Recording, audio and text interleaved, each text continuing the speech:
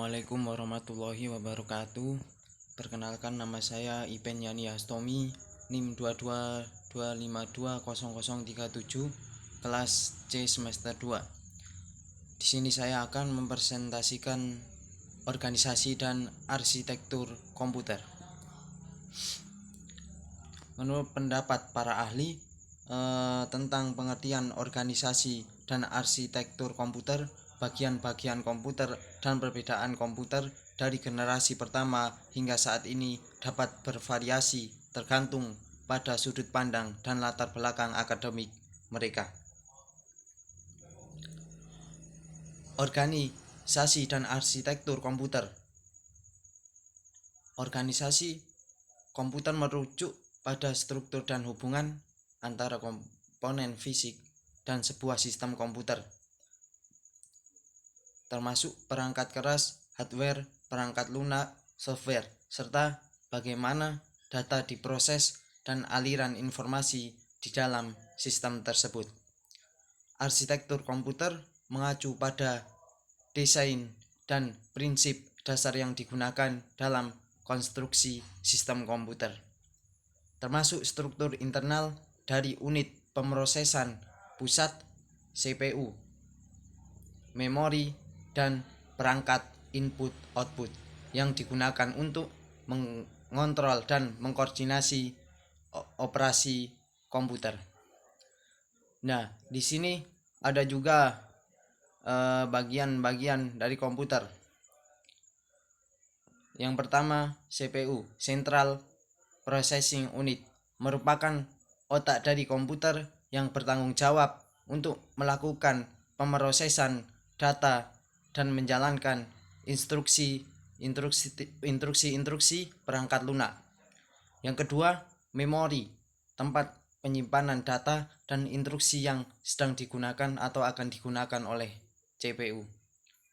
Yang ketiga, perangkat input-output, yaitu meliputi perangkat keras yang digunakan untuk menginputkan atau masukkan data ke dalam komputer dan mengoutputkan atau mengeluarkan hasil pengolahan data dari komputer.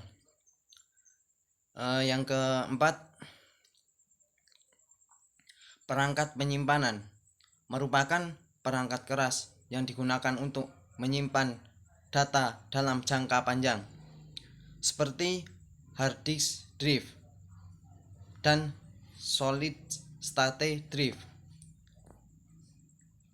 Nah, di sini ada juga perbedaan komputer dari generasi pertama hingga saat ini. Yang pertama adalah generasi pertama dari tahun 1940-an hingga 1950-an. Komputer generasi pertama menggunakan tabung hampa udara dan relay elektromekanik untuk melakukan pemrosesan data. Ukurannya besar, konsumsi daya tinggi, dan memiliki keterbatasan dalam hal kecepatan dan kapasitas penyimpanan. Yang selanjutnya, generasi kedua, akhir 1950-an hingga 1960-an. Komputer generasi kedua menggunakan transistor sebagai pengganti tabung hampa udara yang membuat ukurannya lebih kecil, lebih efisien dalam konsumsi daya, dan lebih cepat dalam pemrosesan data. Selanjutnya, generasi ketiga, akhir dari tahun 1960-an hingga awal 1970-an. Komputer generasi ketiga menggunakan sirkuit terpadu, integrated circuit, yang memungkinkan lebih banyak komponen elektronik dapat diintegrasikan dalam satu chip. Hal ini menghasilkan komputer yang lebih kecil, lebih cepat, dan lebih efisien secara energi. Selanjutnya, generasi keempat awal dari tahun 1970-an hingga 1980-an. Komputer generasi keempat menggunakan mikroprosesor, yaitu CPU yang terintegrasi dalam sebuah chip, yang memungkinkan pembuatan komputer berbasis mikroprosesor yang lebih terjangkau dan dapat diakses oleh masyarakat umum. Yang selanjutnya adalah generasi kelima, dari tahun 1980-an hingga saat ini. Putaran generasi kelima terus mengalami perkembangan yang pesat dengan peningkatan kecepatan, kapasitas, dan kemampuan komputasi yang semakin tinggi. Nah, di sini juga ada beberapa perbedaan signifikan dalam komputer saat ini adalah: yang pertama, ukuran yang semakin kecil. Komputer saat ini menjadi lebih kecil dan lebih portable, sehingga dapat digunakan dalam berbagai perangkat seperti laptop, tablet, smartphone, dan perangkat wearable. Yang kedua, kecepatan yang lebih tinggi. Kemajuan dalam teknologi semikonduktor dan mikroprosesor telah memungkinkan komputer saat ini memiliki kecepatan pemrosesan data yang jauh lebih tinggi dibandingkan dengan generasi sebelumnya. Yang ketiga, kapasitas penyimpanan yang lebih besar. Perangkat penyimpanan seperti hard disk drive atau HDD dan solid state drive atau SSD saat ini memiliki kapasitas yang jauh lebih besar, memungkinkan penyimpanan data yang lebih banyak dan lebih kompleks. Yang selanjutnya, konektivitas yang lebih baik.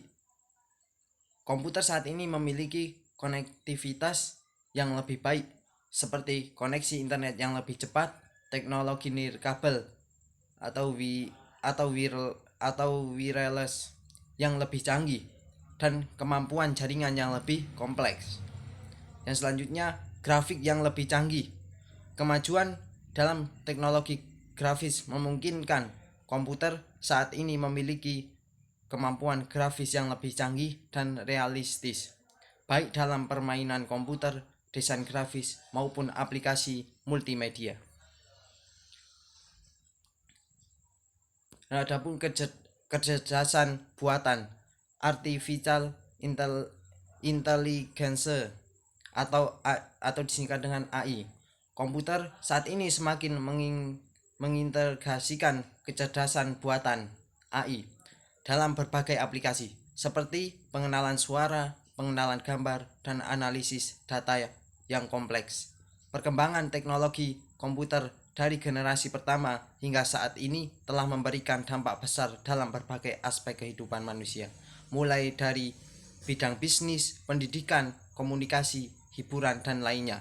Komputer saat ini menjadi lebih efisien, lebih cepat, dan memiliki kemampuan yang lebih luas dalam mengelola data dan menjalankan aplikasi yang kompleks. Terima kasih. Sekian dari saya. Apabila ada kesalahannya mohon maaf. Sekian, wassalamualaikum warahmatullahi wabarakatuh.